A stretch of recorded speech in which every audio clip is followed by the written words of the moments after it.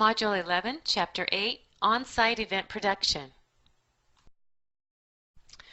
Learning Outcomes, Chapter 8. This is where you'll learn the differences in terminology of timeline, production schedule, resume, event specification guide. You'll learn to integrate new technologies, reduce costs, increase quality. You'll be able to monitor elements and contingency plans, to establish and manage registration, to coordinate professional speakers, identify, create, and post informative signs, develop an awareness of lighting, sound, and video for your events, and understand the benefit of visualization software for event planners and organizers. Some of these you have reviewed in the conference and events section, but they're important for special events too, and the more you review, the more you'll remember. Timeline. This is a sequential list of all event tasks and duties. The timeline includes the production schedule. Within each task, every action is required. Every action, the units of time, also called working packages. And it's measured in times of hours, days, weeks, and months. So start with reviewing the previous event data. So study the information about timelines in your book. Graphic depictions of timelines, timeline examples. A production schedule, you hear that term if you're working in special events exclusively. This is not common to conference and meeting planning, but is very, very common in a special event or a planned event. The production schedule is a projection of how things should happen. This is the ideal. This is what you're expecting to happen. It's a running order of the event. It begins and ends with load in, load out. Sometimes you'll hear also the term get out or strike for load out. Now that's where you start and where you finish. It does not include the research, design, planning, and evaluation. An example of a production schedule is on page 269 in your book. Here's a simplified example of a production schedule, and there could be hundreds of individualized tasks. So be familiar with what a production schedule is and how that is useful in a special event planning.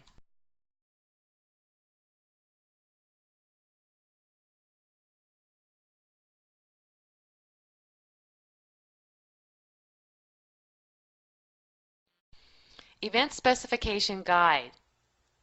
The Convention Industry Council has adopted the Event Specification Guide for consistency, and this is to standardize practices. The form is on the website, so this is also included in your text in supporting materials. The Event Specification Guide includes the production schedule and the resume, so those are parts of the whole overall guide. And it takes them to a standardized higher level. So you can imagine if you're working on special events in the industry as a professional, it would be critical to have some sort of standardization, and that's what the Event Specification Guide does. So let's talk about the production schedule a bit. The production schedule plus the resume improves the performance of your specialized event. So you can understand that when you have planning, you have more likelihood of success, and that's what these items do. The production schedule is a very useful tool. It starts at the research phase through the final evaluation, and every element is scheduled sequentially and logically. It's a spreadsheet format that also helps track the financial resource allocation. It tracks all activities and events that occur simultaneously. It provides comprehensive communication tool for internal and external stakeholders. It's easily distributed via email, and it's accurate historical record of the entire event. You can see that this is the same information as your checklists in the conference and meeting planning section. It's just in a different format. It's in a spreadsheet, a little more sophisticated, and it helps keep you organized. Implementing your production schedule, you circulate the drafts to key people to obtain feedback. You monitor your schedule, you make appropriate changes, and when you handle changes, you need to use a formal change notice to assure that all are aware of changes when updating. There's one on page 272. And this is with large special events. You need to have specific and formalized change notices. You can use technology to keep track of this. Immediate changes may be recorded. You can use Dropbox, which is an online cloud storage for one master schedule that everyone can work on. There's ways to use the web for maintaining production schedules for large events, and you want to consider that. Evaluating your schedule. Use the timeline, which is a solid network for decision making. Your production schedule helps you manage changes, and the changes and notes help make your improvements in future events. So you can make notes for what you would do differently in the future as well. Audiovisual effects management. Standardized audiovisual equipment would include things such as liquid crystal display projectors, lighting emitting diode screens, LEDs, flat screen technologies, microphones, projection screens, water projection screens and curtains. Those would be, the waterfall effect. So there's lots of different audiovisual effects that you need to manage. Audiovisual equipment might include lighting control, episodial reflector spotlights, follow spotlights, Fresnels, par cans, pin spots, floods, automated luminaries, digital lighting, fiber optic drop or curtains, strobes, ultraviolet or black lights. This list is to give you an idea of the wide variety of audiovisual equipment that would be considered standard when you're developing your special event. You also need to manage your sound. Mixer, equalizer, compact disc player, MP3, common microphones, perimeter zone microphones, wireless microphones, stage or ear monitors. The important point here is, again, when you're managing your special event, you need to take into consideration all of your sound issues. In your sound operations, there's pre-production planning, there's the production itself, and there's post-production. And soundscaping is a term that you may be hearing more and more in the future, and that's taking into consideration the whole sound of the event that you might be adding to what is going on in your special event or your meeting. So you're doing soundscaping like you would plan for any kind of visual effects. So read about that. Audiovisual effects management would include also special effects, everything from fog to dry ice to confetti to balloon drops. You might laugh at these, but in the shopping center industry, we've used all of these different kind of techniques. So those are special effects that you want to be aware of, as well as understand how you would manage those. You need to include those in your planning. Video character generators, offline editing, online editing, switcher, video animation, camcorder, DVD player. The point again is to be familiar with these terms and to understand how you would manage all of this in advance of your special event. Cost-saving measures. Wireless is more expensive and you need a backup system for everything. Obtain bids from companies with good reputations and experience so you know that they know how to do this kind of thing. Set up and take down your event during regular hours. Maybe you can get a seasonal discount.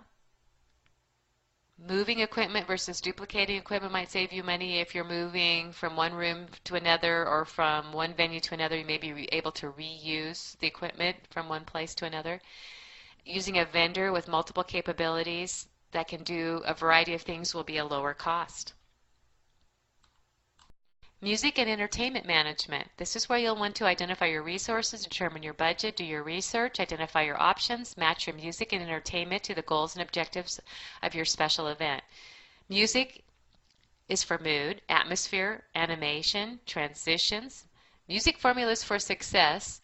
Determine the number and type of guests. Is it going to be live or electronic? Managing musicians. There's a checklist on page 304 in your book you'll want to take a look at. There may be union requirements when you use music. Be sure that you comply with all your union requirements. And there's music licensing. We had to do this again in the regional shopping center industry where you had to pay ASCAP and BMI fees.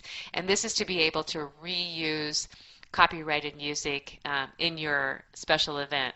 So the point here is to know all of the issues related to your music and entertainment and to keep organized and to manage each of those items. Entertainment and speakers. You can save money on live entertainment if you might block book with other organizations. So say you know of somebody that you would like to have speaking. If they are booking other areas within the region, it may cost you less. Or you may be able to use local entertainment or local speakers. You may be able to get a discount for nonprofit functions. When hiring celebrities and speakers, we have lots of resources, including the National Speakers Association. There's a resource on page 310 in your book. Fees can range from hundreds of dollars to thousands of dollars depending on who you select. Be sure to match the speaker to the type of the event outcome that you're looking for. The profile of the speaker will affect the attendance of the event. So of course if there's a large draw, then you're going to have more audience or more people come who are interested in hearing the speaker or the entertainer. Clearly communicate your message for your speaker. Make sure that whoever the speaker is, and entertainment goes in where you have speaker too. So this might be an entertainment special event. Make sure that they understand the goal for your activity.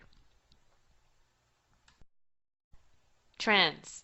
As you can imagine, the increasing computer-generated special effects are less costly these days and more available. There's a tendency toward overproduction because you can do it, which can confuse people. So it may not be necessary, so you need to be careful with how much you can do. Interactive media, if you're having an event, there may be clickers. If you're doing surveys or having audience interaction, there's 3D technology, teleconferencing, webinars, edutainment, which we've talked about before, virtual meetings, social networking. There's increasing personal computer-based applications. There's lots of event planning software out there which you'll have done research or will do research in your assignments. There's fragrances in trends, which you may or may not be aware of. And the event leader as the producer of the activity or the producer of the special event is more and more common, and that's a trend in the industry. So be aware of all these things that are happening. Stay on top of the trends that are occurring. If you want to be a special events professional, it's critical for you to know all of these.